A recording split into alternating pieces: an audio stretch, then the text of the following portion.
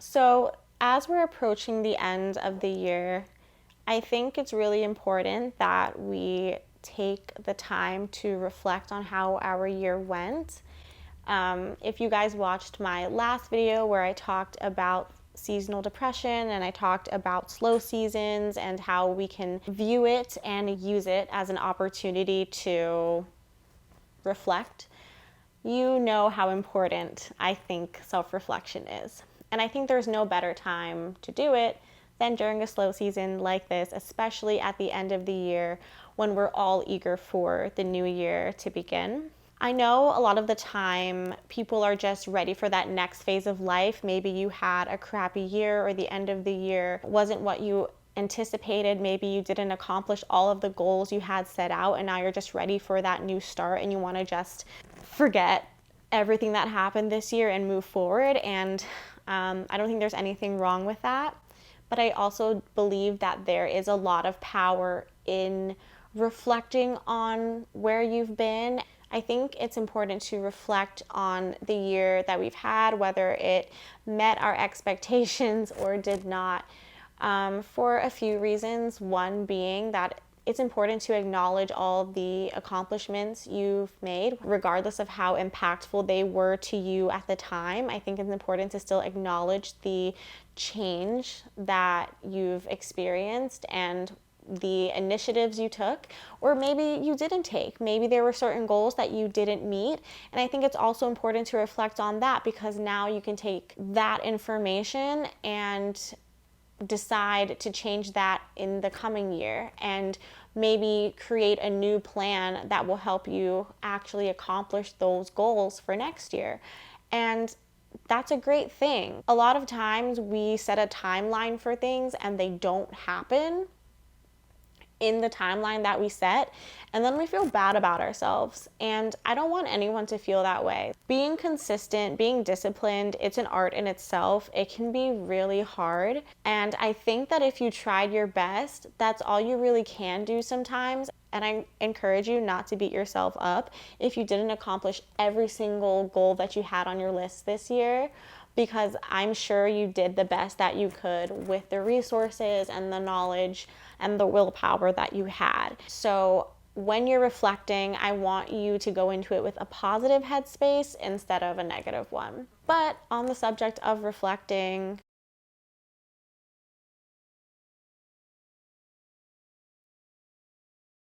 and lessons that I know I will be taking into next year. And I think that's another reason why it's so important to take the time to assess what happened this year, because even though your year may not have turned out the way you expected it to, things did happen. Changes were made. You are leaving this year a different person than you came into it. And that should be acknowledged and appreciated.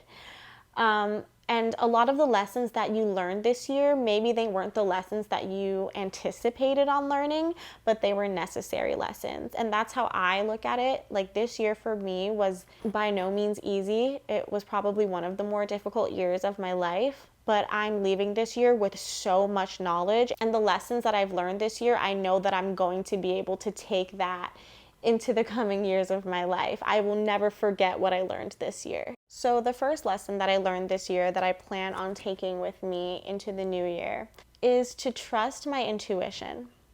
This year, I was tested a lot, and I made some poor decisions. I also made some really wonderful ones that benefited me at the time and continue to do so now. I learned about the power of my intuition and what it really means to listen to yourself, to listen to your inner voice, to trust your gut. I had always heard that saying before, and I don't think I ever really implemented it because I didn't have a true sense of self. And this year, because of everything that I've been through, I think I've developed that. And now I trust my intuition more than anything. I think it's really important to be able to trust your intuition because we have access to so much information now. We are surrounded by so many different influences, people with different opinions than our own. It's really easy to be clouded by the judgments of other people or their opinions, and to lose sight of what you believe in and what you feel is right for you. I think that's the biggest thing that I learned this year, though. I have to always take the time to sit with myself in silence, to be alone with me and my higher power, and seek the answers that I'm looking for. When I was younger, I spent a lot of time looking for answers in other people, expecting other people to validate my opinions, expecting other people to tell me what to do, to guide me, because I was too afraid to trust myself. It wasn't even that I didn't know what to do. I think I was just too afraid to ask myself. And when I did have an idea or I did have an answer of what I thought I should do, I didn't trust it. I didn't have faith in myself that I was, competent enough or powerful enough. Like, I didn't have someone else backing me up, so I didn't know if that was the right thing to do. And I think that's one of those things that honestly comes with age and comes with experience. When you grow into your confidence, like, that's when you really begin to trust yourself and your intuition, when you gain that sense of self. And I didn't have that for a long time. And I know that now because I feel like a completely different person than I did before. One thing that I know I will be taking into next year is really taking the time to listen to what I want before I even bother asking what anybody else would do, before even thinking about taking a second opinion on something. And I know that might sound a little weird because it's important to get different perspectives in order to weigh out your options. Absolutely. But I also realize that a lot of the time, the answers that we are looking for are inside of us. And when we ask other people for their opinions, we just want to feel validated in our opinions. And when other people don't validate what we believe, then we're at odds with ourselves sometimes. I no longer want to feel that way. I have no interest in that anymore. I believe that everyone handles situations differently. Everyone copes differently. Everyone's perception of right and wrong varies. I think it's all on a spectrum. You're not always going to have people in your life whose morals and values or whose opinions always align with yours. And when you can't rely on other human beings to help you in that way, that's when you have to rely on yourself. And I think that relying on yourself and trusting in your inner voice is the most powerful thing you can do. You gain a sense of confidence, you gain a sense of self, and you're not as easily swayed by other people's opinions anymore or what they believe anymore. You can still respect their opinions and respect what they have to say, and maybe even incorporate a little bit of what they believe into your own philosophy. But I think at the end of the day, you have to know what you want, and you just have to trust yourself to make the right decision for you as a person. No one else can do that for you. Another important lesson I learned this year, and this basically coincides with trusting yourself, to allow yourself to be selfish and to choose yourself, to prioritize your peace and your happiness. I had to make a lot of tough decisions this year. Some of the decisions I made ended up hurting people that I love. And I spent a lot of time feeling guilty about those decisions, shaming myself for hurting the people that I loved in order to, make myself happy. I'm now at a point where I don't feel that way anymore, and I actually feel really proud of myself for making those tough decisions. I think as you get older, you come to realize that no one else in life is responsible for your happiness but you. And that's why I say, when you learn how to trust yourself and you understand the power of your intuition, that then can guide your decisions. And you just go more based off of what feels right to you and what feels like peace to you. And then that manifests into your tangible life, your physical reality. And I think that's a beautiful thing. I think I did a lot of setting boundaries this year, and that's what I felt like hurt a lot of people. It wasn't anything crazy. I set boundaries, but it hurt people because they weren't used to me setting those boundaries. They weren't used to me standing up for myself or choosing myself. And a lot of times when people don't know how to set boundaries themselves, they are triggered by the fact that you're able to do that. They feel offended. They feel like it's a personal attack. Sometimes people know how to set boundaries themselves, but they're so unaccustomed to you setting boundaries that they don't know what to do with themselves when you actually learn how to do it yourself as well. And I think, it's definitely hard, especially if you're setting boundaries with parents or, really close family members or friends or coworkers. Like, it's never an easy conversation. You might, for a while in the beginning, feel bad. You might feel like you're hurting someone's feelings. You might feel like you've done something wrong or like you're being selfish. I just want to say that a lot of that has to do with programming and conditioning and probably traumatic experiences and insecurity. There's so many reasons why we people please, why we put others before ourselves, especially as women.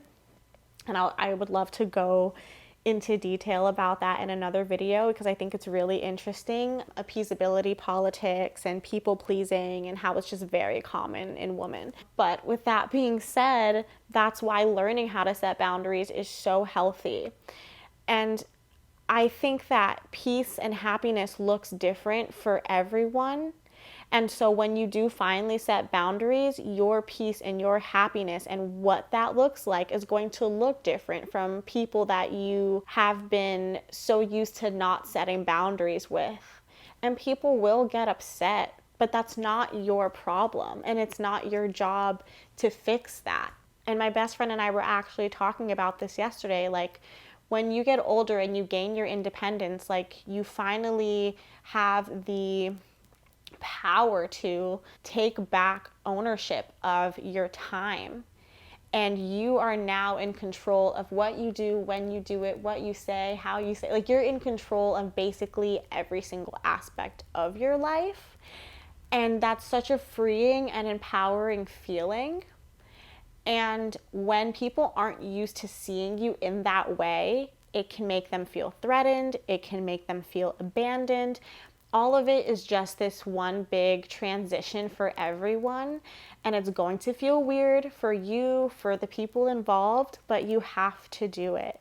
Even if it means just cutting off people that drain your energy or are low vibrational or people who are just so fucking negative, because you just don't feel happy around them, because you don't feel light when you're around them. You don't feel inspired. You don't feel just good around them. Like, you have the right to do that, and there's nothing wrong with that.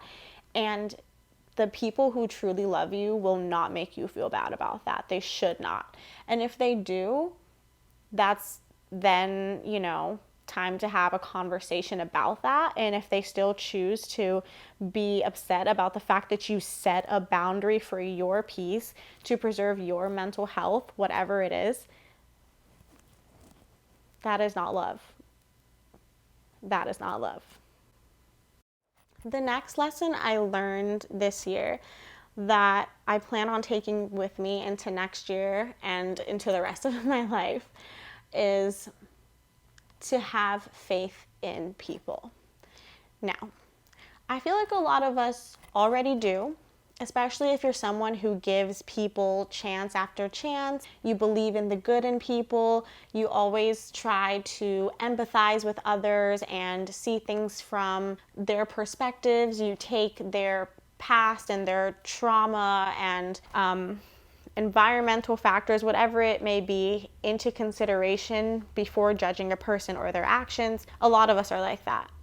But what I mean by having faith in people is knowing who to invest your time into and knowing who to give a second chance to, because not everyone deserves that. I have faith that pretty much anyone can change for the better. I do wholeheartedly believe that, but I believe that's only possible if that individual wants to. I think what happens a lot of the time is we give to people who we want to see change, who we want to see do better in life, and we give them our energy, we give them our emotions, we give them our time, we give them our love, our care. And when they don't show up, they don't rise to the occasion, they don't meet expectations, they don't even try to. When that happens to you enough, you become jaded.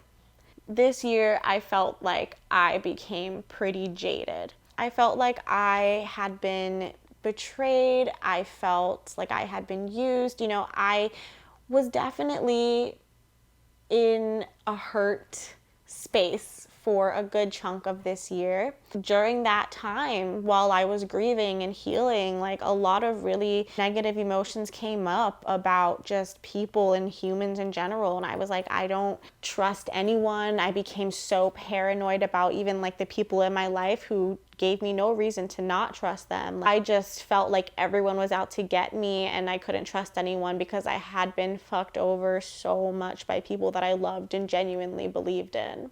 And that's one of the reasons why I stopped podcasting this year. Well, not for the full year, but for a bit. I took a break from my podcast because every time I would sit down to record and I would listen back to what I had said, I was in such a negative headspace. Like, I just didn't sound like myself. Like, usually I'm so like understanding and I'm like, but I still have faith in people and I still like try to be positive at the end of it. Like, I recognize the good and the bad and the ugly and I'm like, but I'm still gonna keep going and I'm still gonna like believe in people. But like this year, like genuinely, I hit a point where I was like, fuck everybody. I was just like, fuck everyone. And I really hated that. And I was like, I cannot go back to my podcast and like put anything out that's going to be truly meaningful or helpful to anyone until I get through this rut and until I stop feeling this way and being jaded toward people and taking it out on people that hadn't done anything wrong to me. I had this bias all of a sudden that I never really had before, and it really did make my heart feel cold, and I just didn't like appreciate life for a while because of that. Once I finally got through that phase and I healed, I had to remind myself that I can still have faith in people. I just have to know who to have faith in and who to give second chances to and who to invest my time in. Any relationship that you're in, whether it be romantic, platonic, your best friend, your parent, people that you love are going to disappoint you at some point in your relationship. They're going to hurt you. You're going to hurt them. Like, we're human beings. We fuck up. We make mistakes. We say stupid shit. We act irrationally sometimes. Like, that's just how it is. And I think that if you really know a person and you know that their heart is genuinely good and you know that their intention wasn't to really hurt you or cause you any sort of harm, that maybe they were acting out because of something else, if you know that this person has always been a loyal friend to you, someone that would never go behind your back and talk badly about you, I think that when it's people like that, they deserve to get a break. They deserve for you to forgive them. They deserve for you to have a conversation with them where you tell them how they made you feel. Like, it's important to be able to do that. And I had to realize that, like, just because like a few people in my life hurt me deeply doesn't mean that everyone in my life is going to do that. I have to be willing to give people second chances because I would want the same in return. And so that's something that I want to take into next year with me, is to not be so jaded, to have faith in people, to give people second chances more, to not be afraid of getting hurt by people because it is an inevitable thing, and to know who to really, give that love and that nurturing and that forgiveness to. Okay, so the next lesson that I learned, and this is probably one of my favorite ones, is to listen more than you speak and to think before you do. I think I have spent a lot of my life speaking more than I've listened to people. I think my voice and just me speaking, to me, it's just always been like incredibly therapeutic for me. So I've always expressed myself through words. It was honestly the only way I knew how to growing up. I didn't really have many other outlets, and I never thought to try anything else. Like, I didn't realize that, I don't know, playing sports, working out, doing pottery, like picking up a hobby, whatever, like I didn't realize that those were just different outlets to let out your emotions. To me, it was always speaking, it was always writing. That's what I naturally gravitated towards. And I think because of that, I got so used to hearing my own voice that I didn't really care about like what other people had to say. I've learned that it's also really important to listen, because that's where you learn the most valuable lessons.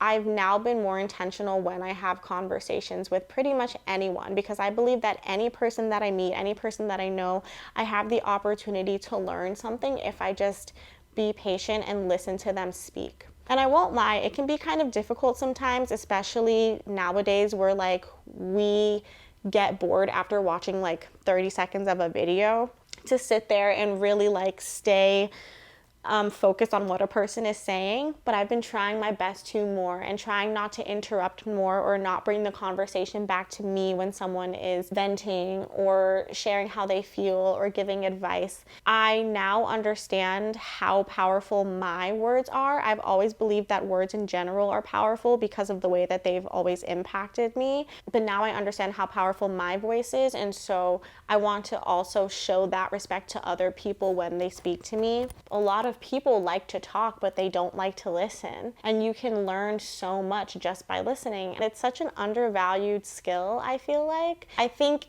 because right now we're in this age where it's like, you should believe whatever you want to believe. You have the right to express your opinion. Like, no one can tell you otherwise. That's great. I love being American. Love that for us.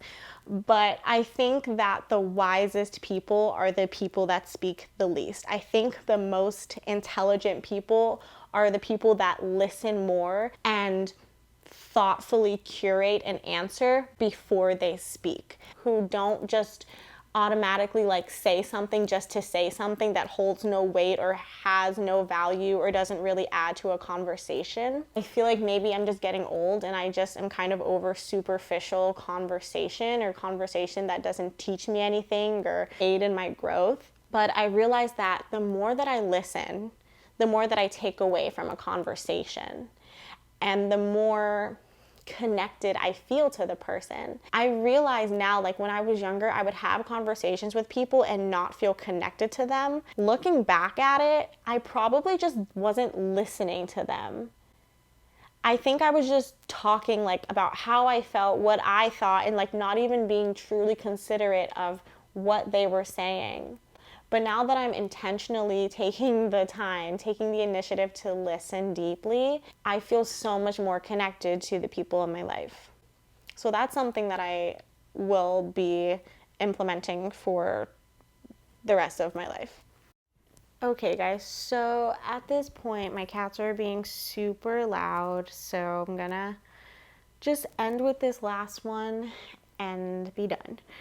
The last and most important lesson that I learned this year that I'll be taking into next year, and I'm going to read this one because it's kind of a long one. You do not need the world to understand you. You have to be okay with knowing yourself and understanding yourself.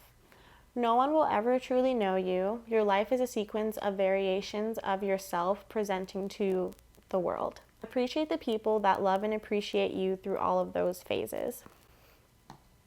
Basically, in a nutshell, I think a large part of my life I felt kind of miserable because I was waiting for someone to come along and understand me. And anytime that someone understood me, I thought they loved me. But I realized that no one will ever truly understand you. There will be people that you agree with. There will be people that have similar experiences to you, but no one will ever be you or really know or understand every single thought that crosses through your mind or be validating of every single choice that you make.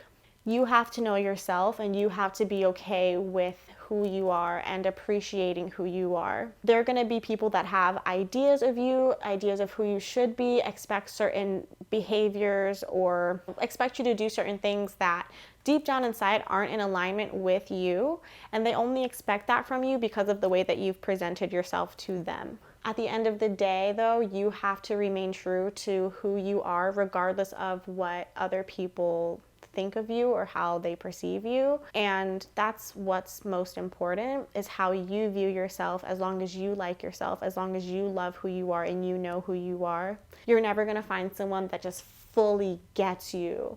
You know, like, I think it's definitely possible to find your person, find your soulmate, but that doesn't mean that that person is always going to be in alignment with you at all times or always understand your thought process. That's completely fine, and that's just life. I honestly think that even though we were brought into this world like through another human being, we really did come into this world alone in a way, and we're going to be leaving this world alone. So I think being able to have some level of, like, this is so weird, but like spiritual independence, where you're just like, hey, this is me. I know who I am. I don't need anyone to understand who I am, because I appreciate and love the person that I am, and I know why I made the choices that I made, and I don't need to explain shit to anyone. That's the best feeling in the world. And I think that feeling also comes with experience. That feeling also comes with time. And that's something that I want to keep practicing.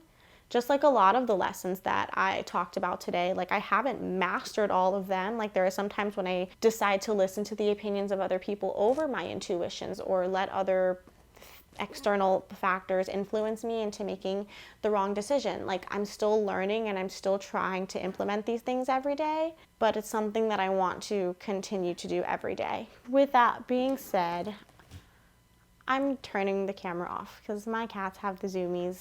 Thank you guys so much for listening, and I will see you guys next week, and I hope you have a very, very happy new year. Bye.